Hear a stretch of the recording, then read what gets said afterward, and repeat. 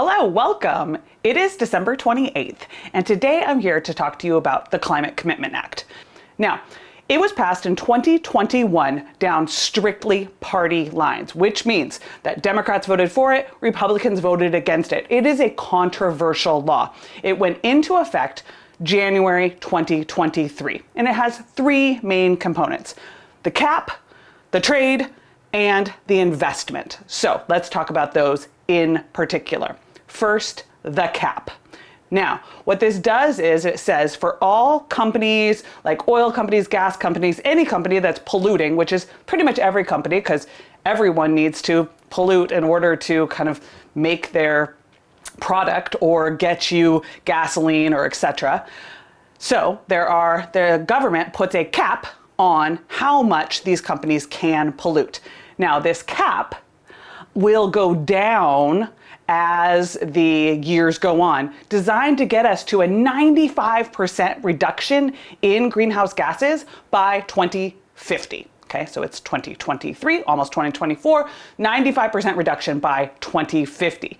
Now, as these go down, companies are still polluting. They can't make all of these changes at once. So that brings us to point number 2, the auctions.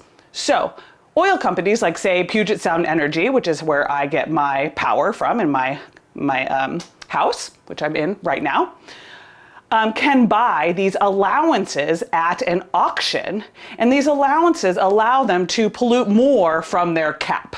Now, these allowances cost money, and the allowances are also going to go down as we get closer to 2050, so that people are encouraged to pollute less. So at these auctions, these companies can buy like pollution credits, essentially, and then this money goes back into the government. So that brings us to point number 3, the investment. And what the government wants to do, the legislature and the governor we heard in his supplemental budget, was reinvest this money that we've gotten from these auctions back into programs that are reducing climate change. So this is things like electric vehicles, electric ferries, targeting energy reduction in vulnerable communities. And in fact, the law, the Climate Commitment Act that was passed again in 2021, says that we have to invest 35% of the funds into vulnerable communities, as you can see on this map. Also, 10% of the funds have to be reinvested into tribally supported projects. So, as you can see, that's 45% of the funds that are earmarked for historically marginalized and vulnerable communities in Washington state to help them as well as the society at large.